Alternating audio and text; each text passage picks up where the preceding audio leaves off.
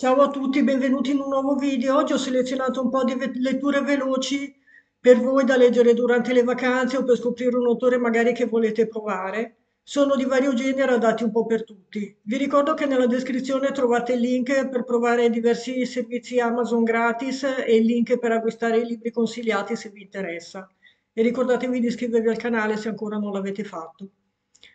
Numero 1, qui vi cito La perla di Steinbeck.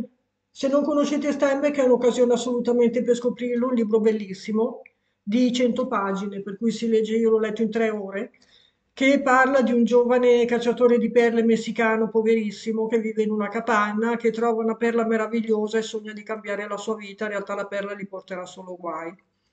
Molto molto bello come è scritto, come sono descritti i luoghi, i personaggi. Io cerco sempre di cercare dei libri di un certo livello, ecco. Poi ho trovato questo libro, non mi ricordo se ne avevo già parlato, che è Appunti di un giovane medico di Bulgakov. Se non lo sapete, Mikhail Bulgakov era un medico prima di diventare scrittore, poi si è messo a scrivere di teatro, eccetera. Qui racconta le sue esperienze praticamente alla fine dell'Ottocento, quando lui si è laureato. In Russia c'era l'usanza di mandare i giovani medici a fare esperienza in qualche lontano avamposto in Siberia e affrontare dei problemi seri, perché lì la gente non andava dal medico per un raffreddore, si andava per l'amputazione di una gamba, per un parto difficile, per la difterite. E racconta tutte le sue avventure. Molto bello, ironico, divertente come libro, ve lo consiglio.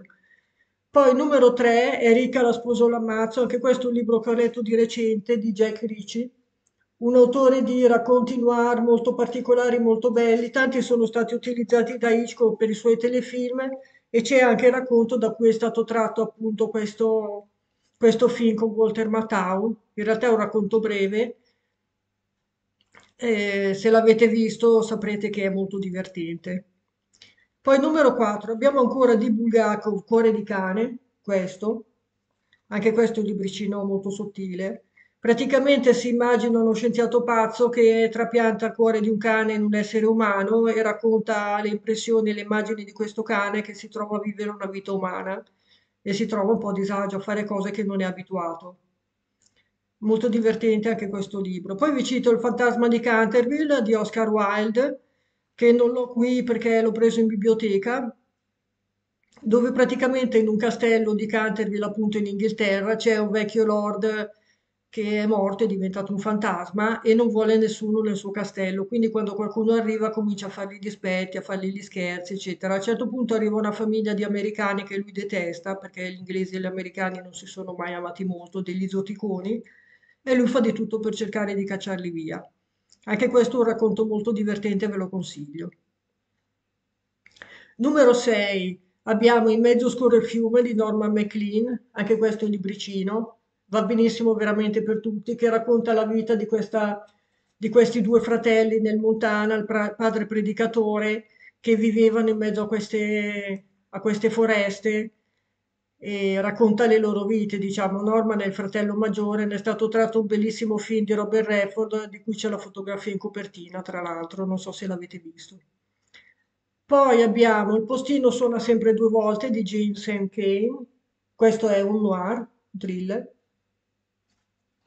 anche questo molto sottile, un libricino, uno dei più belli del suo genere, che parla praticamente, questa è una bellissima donna, la classica femme fatale che si ritrova suo malgrado, voleva fare carriera, invece si ritrova sposata a un vecchio greco a gestire una locanda.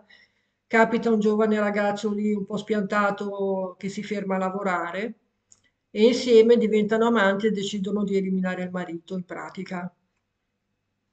E questa è la storia. Numero 8, vi cito Il diario di Eva di Mark Twain, ho già parlato ripetutamente di questo libro, anche questo molto carino, vedete un libricino molto sottile. E praticamente l'autore si immagina Eva nel paradiso terrestre che incontra Adamo e le sue sensazioni, le sue impressioni. Molto carino come libro dato per tutti. Poi abbiamo Lo zoo di vetro di Tennessee Williams. Questa è una pièce di teatro, non so se conoscete la storia.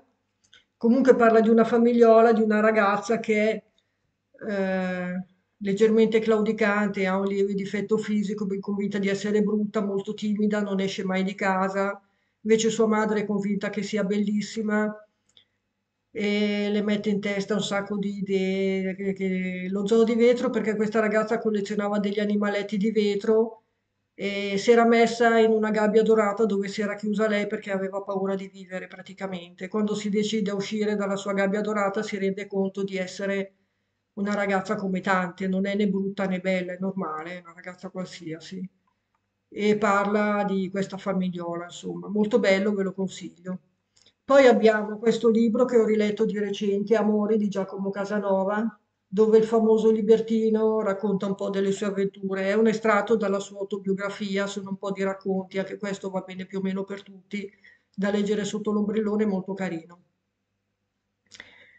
Bene amici, oggi abbiamo finito, vi ricordo che vi lascio il link in descrizione se volete acquistare i libri. Al prossimo video, a presto, ciao.